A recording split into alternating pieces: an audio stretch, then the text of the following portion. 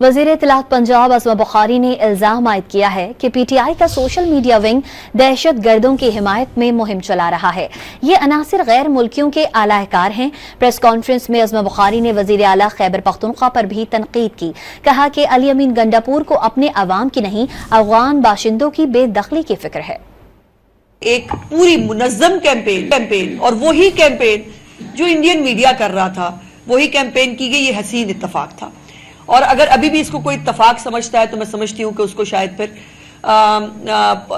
तज्जियाकार कहना या उसको जो है वो शायद इस तरीके फसाद का सही चेहरा अभी भी अगर नजर नहीं आ रहा, तो मुझे उसकी जो हुब्बुल वतनी है, मुझे उस पर जो है अफसोस है।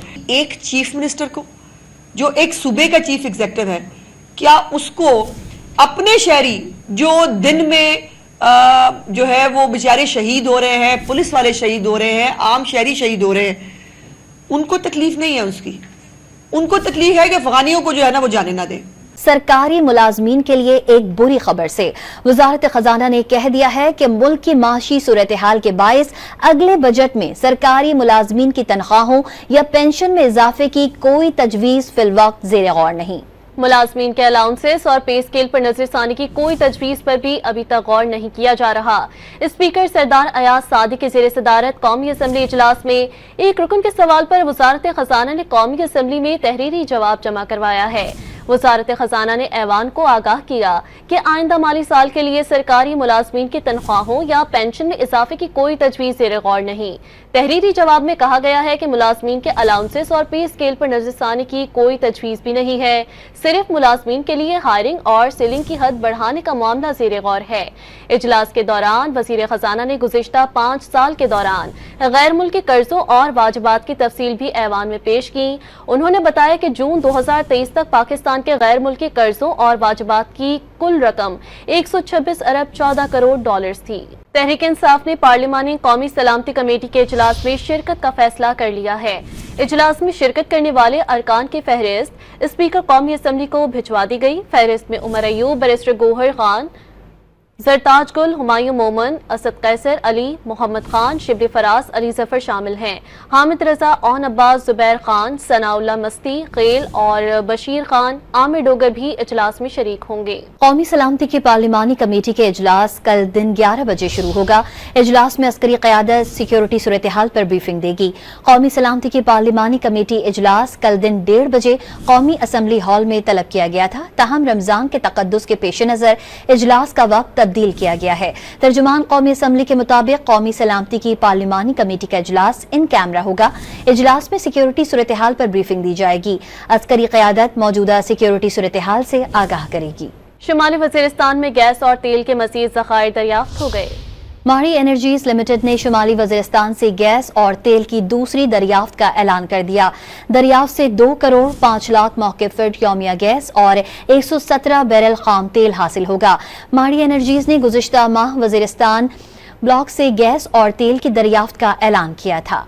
मुल्क में सोने की कीमत में मजीद इजाफे के बाद तारीख की बुलंद तरीन सतह पर पहुंच गई। ज्वेलर्स एसोसिएशन के मुताबिक सोने की फी तोला कीमत में 11 रुपए का इजाफा हुआ है। इस इजाफे के बाद सोने की फी तोला कीमत 3,14,800 रुपए हो गई है। 10 ग्राम सोना 943 रुपए इजाफे से 2,69,890 रुपए का हो गया।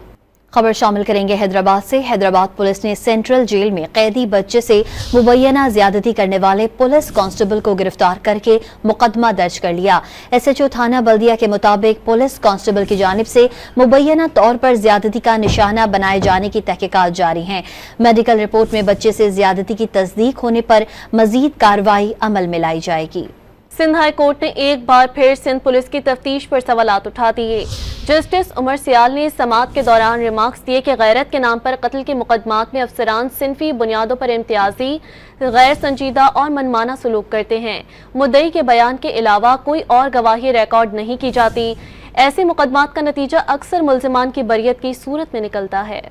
محکمہ تعلیم سندھ نے غیر حاضر اساتذہ کے خلاف ایکشن لیتے ہوئے 6000 سے زائد اساتذہ کی سروس آئی ڈیز بلاک کر دیں۔ سروس آئی ڈیز بلاک ہونے والے اساتذہ اپنی تنخواہ وصول نہیں کر سکیں گے۔ وزیر تعلیم سندھ کی جانب سے اسکولوں سے غیر حاضر اساتذہ کے خلاف ایکشن لیا گیا۔ یہ اساتذہ گھر بیٹھے تنخواہیں وصول کر رہے تھے۔ ان اساتذہ کو متعدد بار وارننگ دی جا چکی۔ سروس آئی ڈیز بلاک ہونے والے اساتذہ کا تعلق دادو، جامشورو، حیدرآباد، مٹیاری، ٹنڈو محمد خان، ٹنڈو العیار، ٹھٹھا، سجاول اور بدین سے ہے۔